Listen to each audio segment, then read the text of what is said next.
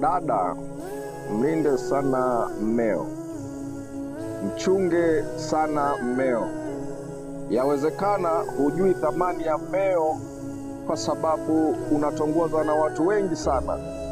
Nikupe siri moja, hakuna mtu anayeongozwa kupendwa kwenye dunia kama mke wa mtu. Kama mke wa mtu utashindwa kuwa na msimamo, basi kwenye ndoa yako utaivunja wewe mwenyewe. Hata Biblia imeandikwa kwamba mwanamke mpumbavu huvunja ndoa yake kwa mikono yake miwili, kwa sababu hupo kwenye ndoa unaongea na watu ambao hawapo kwenye ndoa, hawana experience kabisa na kwenye ndoa. Dada, utaishia kuwa single mother, utaishia kuwa mke wa watu, sio mke wa mtu, mke wa watu.